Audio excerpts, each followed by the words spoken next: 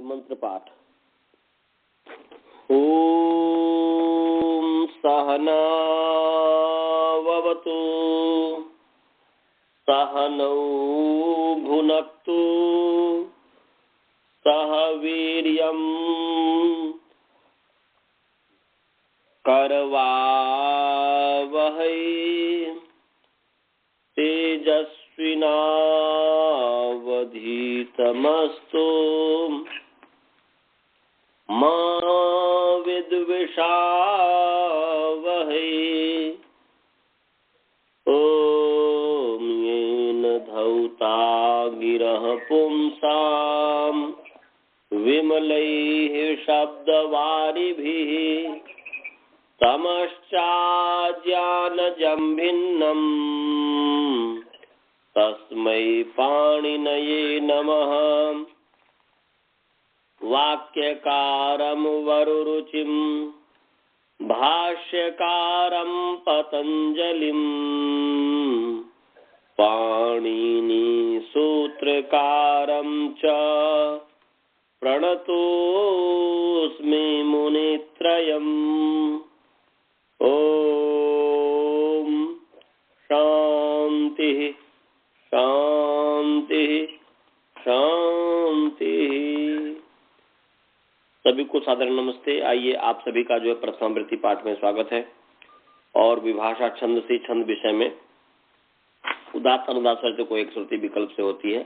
तो जिस पक्ष में उदात्त अनुदात स्वरित है उस पक्ष में अग्नि मीड़े पुरोहितम जो ऋग्वेद का पहला मंत्र है उसमें हमने अग्निम ईडे और पुरोहितम इसकी सिद्धि कर दी थी। इसमें कोई आप लोगों को शंका तो नहीं है? आगे चले। आगे है यज्ञस्य। यज्ञस्य तो यज्ञस्य की सिद्धि कैसे होती है? यज्ञस्य जो है यज धातु है। यज देव पूजा संगतिकरण दानेशो। यज जो है देव पूजा संगतिकरण दान अर्थ में है यज धातु का प्रयोग। तो यज की पहले जो है यज का जो है पूर्वत अनुबंध करेंगे, अनुबंध लोप होगा मने संज्ञा।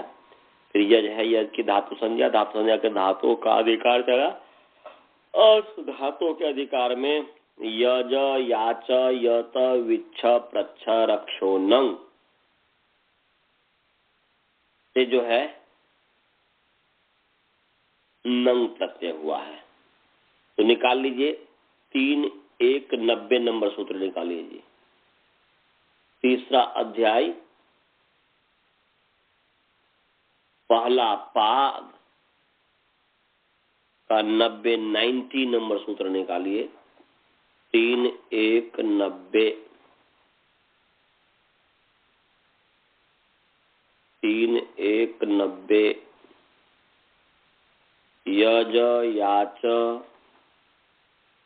यज याच यत विच्छ प्रच्छ रक्षो नंग। ये नहीं जी 3-3-90 है। गलती मैंने बोल दिया 3-3 क्योंकि धातु के अधिकार में है ना जी। तो 3-3-90 है। गलत मैं बोल दिया, सॉरी। 3-3-90 90।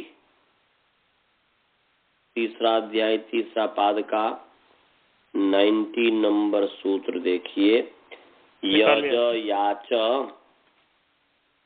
यत विच्छ प्रच्छ रक्षो नंग। निकाल लिए? श्रवण जी, बालबोध जी निकाल लिए? अनंत जी आप निकाले? निकाल लिया। हाँ, तो देखिए समास से पहले पदच्छेद यज याच यत विच्छ प्रच्छ रक्ष।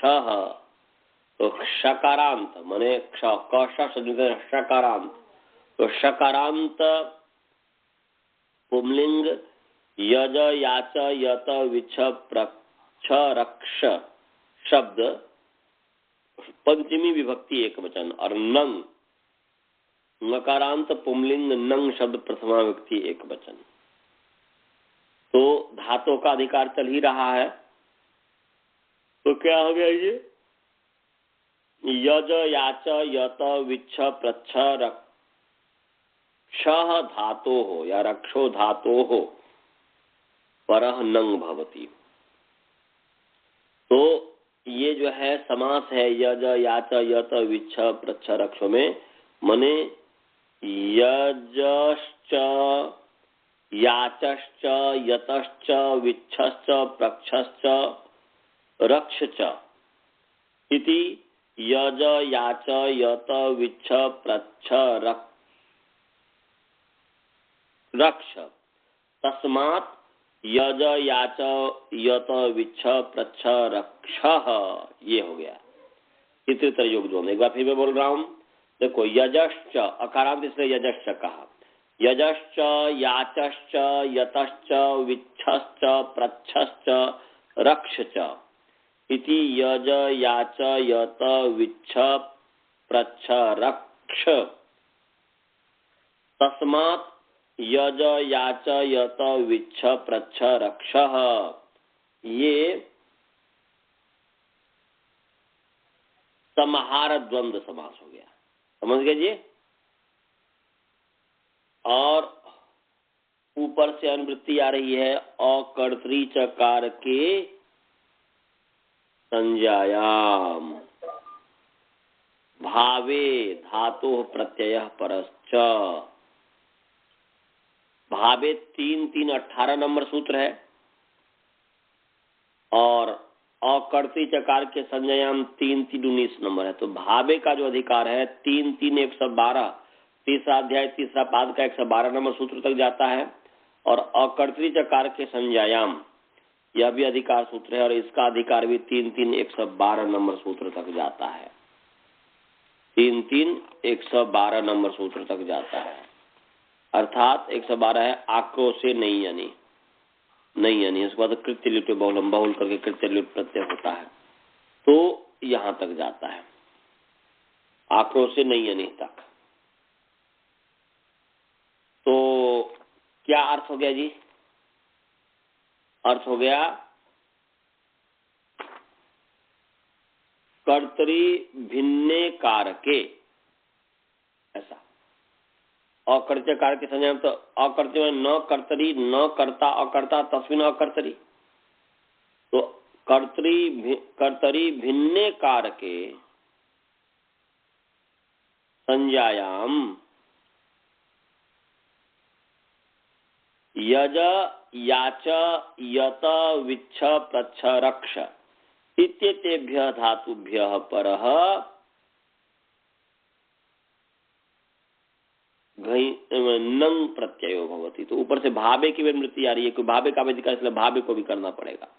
कर्तृ भिन्न कार के संज्ञायाम भावे च, ऐसा। तो यज मने यज देव पूजा संगतिकरण दानेषु, देव पूजा संगतिकरण दानेषु। याच टू यात्री याच्यायाम का याच लिया है। यत मने यति प्रयत्ने, विच्छ मने विच्छ गतो, प्रच्छ व प्रच्छ जीप्सायाम, रक्ष रक्षणे, ये धातु है। तो यज देव पूजा संगति कर्म दानेषु, टू यात्री याच्यायाम, यति प्रयत्ने, विच्छ गतो प्रच्छ जीप्सायाम, रक्ष रक्षणे इत्येतेभ्यः धातुभ्यः परः नंग प्रत्ययो भवति कर्तृ भिन्ने कारके संज्ञायाम भावे च। कर्ता भिन्न कारक संज्ञा में तथा भाव में यज याच यत विच्छ प्रच्छ और रक्ष धातु से परे नंग प्रत्यय होता है, अलग कर्ता में नहीं। तो कर्ता भिन्न कारक, तो यज्ञ कर्ता भिन्न है, कर्ता भिन्न कारक में जो है कर्ता भिन्न कारक में और भाव में, तो यहाँ पर भाव में है क्योंकि तो यज्ञ से ये तो करता है ही नहीं। तो यज जो है, यज से जो नंग आया है वह भाव अर्थ में आया है। किस अर्थ में आया है जी? यज धातु से नंग प्रत्यय या तो कर्ता भिन्न कारक अर्थ में होगा, नहीं तो भाव अर्थ में। तो यहाँ पर भाव अर्थ में आया हुआ किस अर्थ में हुआ जी? भाव अर्थ में हुआ है। तो यज धातु से भाव अर्थ में नंग प्रत्यय हो गया। नंग कहाँ होगा? प्रत्यय परश्च। तो यज नंग। अब यज जो है, अब इसमें स्वर सिद्धि भी साथ साथ करते जाओ। यज धातो सूत्र है 6-1-156 नंबर सूत्र है, पढ़ाया हूं कि नहीं? छठा अध्याय पहला पाद का 156 नंबर सूत्र है अनंत जी, पढ़ाया हूं?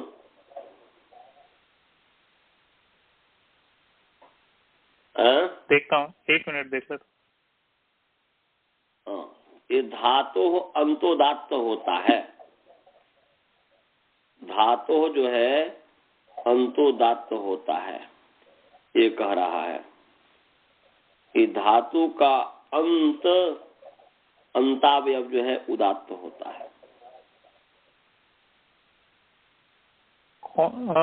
नंबर मेरे इसमें थोड़ा गलत है सर। कौन सा सूत्र? 1-156 है, निकाल लीजिए। छठा अध्याय पहला पाद का 156 नंबर सूत्र है। तो धातु षष्ठी व्यक्ति एक वचन है और अनुवृत्ति अंत और उदात्त की अनुवृत्ति आ रही है। जस्ट धातु, सिर्फ धातु जो सूत्र है। धातु तो 2 सूत्र है, एक तीसरा अध्याय में भी, एक छठा वही अध्याय में भी। 6-1 जो है 156 वो नहीं पढ़ाया। वो नहीं पढ़ाया हूं तो निकाल लीजिए। वो नहीं पढ़ाया हूं तो निकाल लीजिए। धातु निकाल लिया सर। निकाल लिया जी। तो देखिए धातु हो उकारांत पुंलिंग धातु शब्द षष्ठी व्यक्ति एक वचन है। म्यूट कर लो श्रवण जी, मेरी आवाज मुझे ही आ रही है। म्यूट कर लीजिए, जब पूछूंगा तब म्यूट खोल लीजिएगा। तो इस धातु में अनुवृत्ति आ रही है, देखो 6-1-153 नंबर सूत्र है। छठा अध्याय पहला पाद का 153 नंबर सूत्र है। इससे कर्षात्वतो है तो अंतर उदात्त, अंत की भी अनुवृत्ति आ रही है और उदात्त की भी अनुवृत्ति आ रही है। तो क्या हो गया? धातो अंतावयव उदात्त भवति। क्या हो गया जी? धातो अंतावयव उदात्त भवति। और समझ में आ गया? अनंत जी समझ में आया? जी आ गया। और आप लोगों को समझ में आया? श्रवण जी म्यूट खोलो। आप लोगों को समझ में आया? और धातु में अवयव षष्ठी, इसलिए धातु अंतावयव। धातु अंतावयव, धातु का अंत माने अंतावयव। धातु अंतावयव उदात्त भवति। तो यहाँ पर यह जो धातु है उसका अंतिम अवयव उदात्त होता। तो अंतिम अवयव का मतलब ज नहीं लेना है, यकार प्रति आकार लेना है, क्योंकि उदात्त तो स्वर का भेद है ना जी, स्वर का धर्म है उदात्तत्व अनुदात्तत्व इत्यादि, इसलिए व्यंजन की तो कोई इसमें बात ही नहीं है। तो अंताव्यवर्तित यकार उत्तरवर्ती जो अकार है यह धातु स्वर से उदात्त है। समझ गए जी? जी क्या बताया बालबोध जी, श्रवण जी? यज जो धातु है ये धातु स्वर से उदात्त है, मतलब यकार उत्तरवर्ती जो अकार है वह उदात्त है। समझ गए श्रवण जी, बालबोध जी? और अब जो नंग हुआ है, नंग प्रत्यय, तो नंग आद्युदात्तश्च, प्रत्यय का आदि उदात्त होता है, तो आद्युदात्तश्च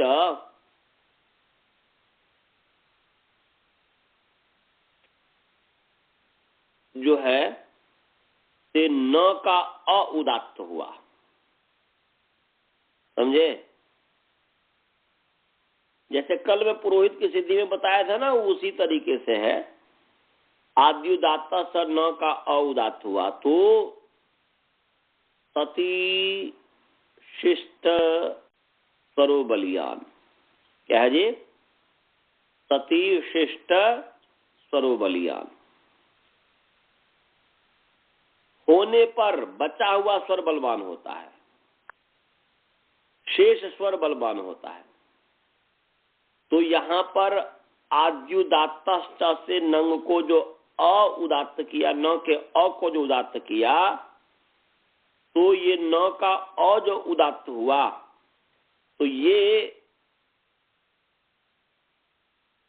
बचा हुआ माने शिष्ट स्वर बलवान हो गया, और यज का जो धातु से उदात्त हुआ वो कमजोर हो गया। समझ में आ रहा है? जैसे हमने पुरोहित में आपको समझाया था, उसी तरीके से यहां पर भी है कि पुरोहित में पूर्व फिशंतोदात्त, फिश जो है अंतोदात्त है, और अस जो है आद्युदात्त से प्रत्यय स्वर से आद्युदात्त है। तो सती शिष्ट स्वरो बलियान माने बचा हुआ जो स्वर है, माने सती बचे हुए जो स्वर है या बचे होने पर जो शिष्ट स्वर है वह बलवान है। तो यहाँ पर नंग का जो है, ये जब उदात्त हो गया प्रत्यय स्वर से, तो फिर य का क्या होगा? तो अनुदात्तम पदम एक वर्जम। ये तो पढ़ा दिया हो ना जी। एक को छोड़कर सब अनुदात्त है, तो एक या उदात्त या स्वरित को छोड़ करके। तो यहाँ पर उदात्त हुआ है, न का उदात्त है, तो शेष सब जो है अनुदात्त हो गया। तो अर्थात य का जो है अनुदात्त हो, जैसे पुरोहित में पुर का पु अनुदात्त हो गया, और अकातवर्ती जो अकार है, अस का जो अकार है, वह क्या बोलते हैं, उदात्त हो गया है प्रत्यय स्वर से। तो यहाँ पर सती शिष्ट स्वरो बलियान, बलियान इस नियम के आधार पर जो है ये न का उदात्त हो गया है, और धातु स्वर हट गया। अनुदात्तम पदम एक वर्जम से जो है वह अनुदात्त हो गया। तो यज नंग का अनुबंध लोप करके न के हलंत्यम से, तो न यज न क्या हुआ जी? यज न। अब इस स्थिति में स्तो स्तुना स्तु, सकार और तवर्ग के स्थान में शकार चवर्ग होता है, शकार चवर्ग के योग में। तो यहाँ पर न तवर्ग है, उसके स्थान पर चवर्ग हो जाएगा यथासंख्य से। तो सकार के स्थान में शकार, तवर्ग के स्थान में चवर्ग। तो यहाँ पर त को यहाँ पर न हो जाए, न को पंचम वर्ण य हो जाएगा स्थानांतरतम से। तो यहाँ पर जो है गुण कृतांतर, ये जो है न अनुनासिक है, इसलिए चौक का य है वह भी अनुनासिक, अनुनासिक सब अनुनासिक आदेश हुआ, तो य हो गया। तो यज य, यज य क्या हो गया जी? यज य। अब मिला दो एक साथ, तो यज्ञ। अनंत जी जी, ये इसका उच्चारण शुद्ध क्या होना चाहिए? यज्ञ। यज्ञ ही होना चाहिए। यज्ञ जो बोलता है वह सब नादान है, अशुद्ध बोलने वाला है, दंभी है। भाई एक तो अज्ञानी है, उसके लिए तो कोई बात नहीं, वो तो अज्ञानी है, अज्ञानता के कारण वैसा बोल रहा। और जो ज्ञानी व्यक्ति है, तभी भाई गलती है, तभी हम खोटा वहीं पर गाड़ेंगे। कितने ऐसे भी विद्वान है कि भाई ये ठीक है यज्ञ से नंग हुआ है, परंतु हम पढ़ेंगे तो यज्ञ ही, और उसमें उटपटांग का हेतु देने लग जाते हैं। वो नहीं, सत्य को ग्रहण करने में और असत्य को छोड़ने में सर्वदा उद्यत रहना चाहिए, ऋषिजान जी कहते हैं। तो जहां हमें सत्य मिल जाए वहां पर ग्रहण करो, असत्य को छोड़ दो। तो यज धातु से नंग हुआ, नंग को न को य हो गया, तो यज्ञ यज्ञ यज्ञ एक साथ नहीं कर पाएंगे यज्ञ, तो यज्ञ यज्ञ यज्ञ यज्ञ यज्ञ यज्ञ ऐसा। तो वो जो है यज्ञ, तो यज्ञ जो है का स्वर क्या हुआ, य का यकार उत्तरवर्ती अकार जो है वह अनुदात्त है, और यकार उत्तरवर्ती जो अकार है वह उदात्त है। अब यज्ञ जो है इसके आगे षष्ठी विभक्ति ngस ले आइए, और ngस को मान करके यज्ञ की अंग संज्ञा कीजिए, और अंग संज्ञा करके अंगस्य के अधिकार में ता गसी गसाम इनास्याह, तो ता ngसी गसाम इनास्याह, तो यहाँ पर जो ngस है उसको यथासंग से स्य हो गया।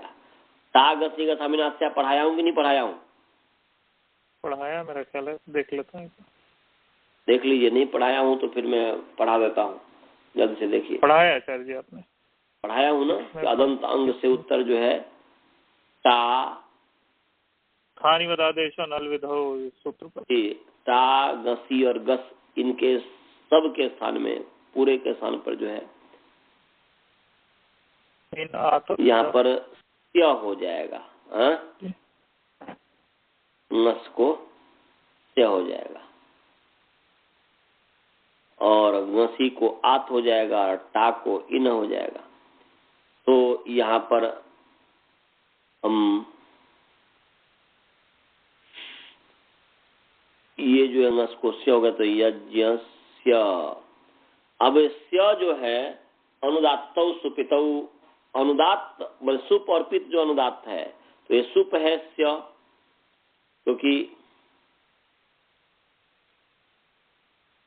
नस है सुप, वो है नस है सुप, और सुप होने से अनुदात्त सुप, तो सुप और पित अनुदात्त होते हैं, इसलिए स्य का अ अनुदात्त हो गया। अब आगे है उदात्तानुदात्त से स्वरित, ये पढ़ा दिया हुआ हूं कि उदात्त सूत्र अनुदात्त स्वरित होता है। तो उदात्त है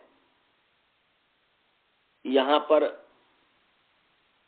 नकार उत्तरवर्ती अकार, माने यकार उत्तरवर्ती जो अकार,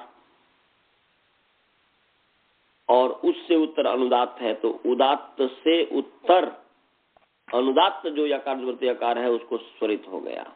तो यज्ञस्य, तो यज्ञ से में य में अनुदात्त, ज का अ उदात्त, स्य का अ जो है स्वरित है। यज्ञस्य तो अग्निम ईड़े पुरोहितम। समझ में आया जी? सभी को समझ में आया जी? आगे है देवम। क्या है? देवम। दिवु क्रीड़ा विजिगिषा व्यवहार द्युति स्तुति मोद मद स्वप्न कांति गतिशो। तो क्रीड़ा विजिगिषा व्यवहार द्युति स्तुति मोद मद स्वप्न कांति, ये जो अर्थ है, इन अर्थों में जो दिव धातु का प्रयोग होता है, तो दिव है, और दिव से दिव की जो है भुवाद धातु संज्ञा, पहले दिवु का संज्ञा, इस दिव बचा, दिव का जो है भुवाद धातु से धातु संज्ञा, धातु का अधिकार चला, धातु के अधिकार में नंदी ग्रही पचादिभ्यो ल्यूनिन्यच। तो ये तो नहीं पढ़ाया हूं ना? पढ़ाया है मेरा ख्याल है, पढ़ा दिया सर, पढ़ा दिया हूँ। किसमें? कि नंदी धातु से परे ग्रही लोलवह की सिद्धि में पढ़ा है, तो नंदी धातु से परे, ग्रही धातु से परे, और पचादी धातु से, तो पचादी है दिव।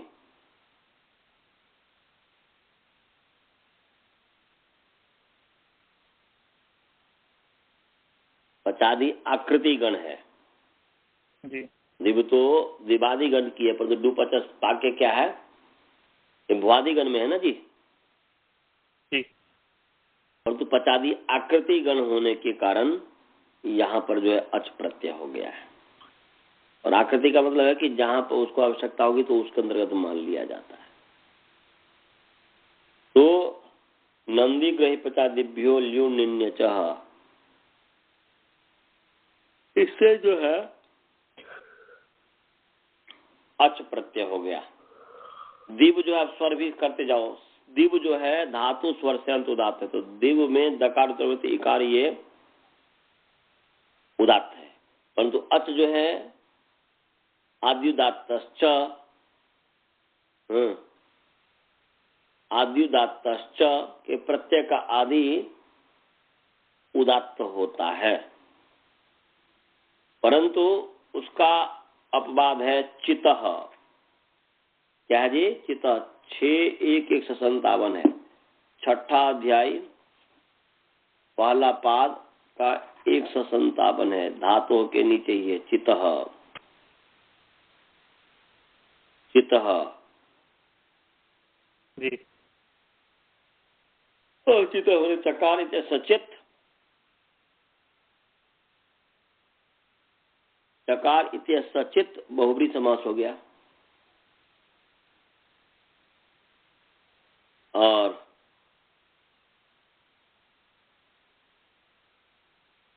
चित्त और चित्त अस्य अस्ति, चित्त अस्य अस्ति चितः, मतवर्थ जो अच प्रत्यय कर देते, तो चित्त माने चकार इत है जिसके या इसके, इसलिए चित्त हो गया, मतवर्थ ये तो हो गया। चितः अंतोदात्तो भवति, अंत वही कर्षाद तो घयम तो दात्ता जो है 153 नंबर सूत्र है, उससे जो है अंतरुदात्ता की अनुमति आ रही है, तो क्या हो गया? चितः अंतोदात्तो भवति। चितः जो है षष्ठी विभक्ति है। चितः क्या है जी? तकारांत चित्त, चित्त है ना जी, तो चकार इत्यस्य चित्त हुआ, चकार इत है जिसका वो चित्त हुआ, और चित्त अस्ति अस्य इति चितः, तो चकार इत है जिसके या इसके, माने चित्त, चित्त है इसके, वो चित्त हो गया, अर्थात चित्त है जिस समुदित शब्द में, कहने का अभिप्राय ये हुआ। तो यहां पर जो दिव और अच है, तो चित्त है अच और चित्त है जिसके, जिस समुदाय के, तो चित्त जो अच जो है ये चित्त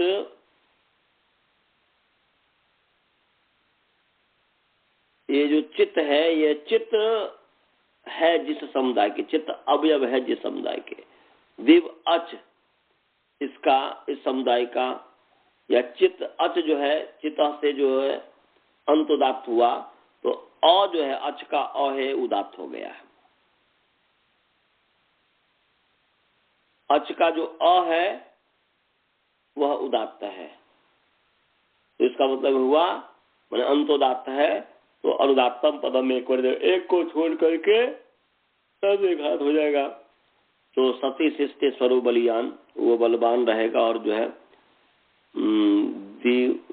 दिव का जो ई है वह अनुदात्त हो जाएगा। तो दिव और को मान के दिव की अंग संज्ञा है, अंगसिक अधिकार में पुगंत लघु पदस्थ, पुगंत लघु अंक को जो गुण होता है, तो ई को ए हो गया देव देव, और पूर्व सु ला करके अमी पूर्व देव देवम बन जाएगा। तो अनुदात्तो सूत्रों से अम अनुदात्त है, और वकार उत्तरवर्ती जो अकार है, वकार उत्तरवर्ती जो अकार है वह भी जो है वह माने वकार अकार जो है वह तो उदात्त है। अब अमी पूर्व जब करेंगे तो देवम ये सब ये बना, तो देवम ये जो बना देव, तब एक सूत्र है एकादेश उदात्त अनुदात्त, उदात्त के साथ अनुदात्त का एकादेश उदात्त होता है। क्या होता है जी? उदात्तेन सह एकादेश उदात्तः भवति। ये पहले सूत्र पढ़ाया हूं कि नहीं? बोलिए जी, मुझे लगा कि पढ़ाया होगा। उदात्तेन सह अनुदात्त अनुदात्त की अनुवृत्ति आ रही, तो उदात्तेन सह अनुदात्तस्य एकादेश उदात्ते, एकादेश उदात्त होती। उदात्त के साथ अनुदात्त का जो एकादेश हुआ उदात्त ही होता है। मेरे नोट्स में तो नहीं लिखा है सर जी, पढ़ाया होगा तो। अच्छा, नहीं पढ़ाया तो निकाल लीजिए, फिर कोई ऐसी बात नहीं है, निकाल लीजिए। 825 अष्टम अध्याय दूसरे पाद का 5वां नंबर सूत्र है 825। निकाल लीजिए। एकादेश उदात्तेन उदात्तः, निकाल लिया जी। एकादेश उदात्तेन उदात्तः, तो एकादेश अकारांत पुल्लिंग एकादेश प्रथम एक वचन है, उदात्तेन अकारांत पुल्लिंग उदात्त शब्द तृतीय व्यक्ति वचन है, उदात्त अकारांत पुल्लिंग उदात्त शब्द प्रथम एक वचन है। एकादेश का मतलब हुआ कि एक चासो आदेश एकादेश कर्मधारय समास, और अनुवृत्ति है अनुदात्तस्य, ऊपर जो है स्वरित उदात्त स्वरितोरियण स्वरित अनुदात्तस्य, तो उससे अनुदात्तस्य की अनुवृत्ति आ रही है। 824 है, इससे अनुदात्तस्य की अनुवृत्ति आ रही है। तो क्या अर्थ हो गया? अस्सा के योग में तृतीया है, इसलिए हो गया उदात्तेन सह अनुदात्तस्य, माने उदात्त के साथ अनुदात्त, ये हो गया। उदात्तेन सह अनुदात्तस्य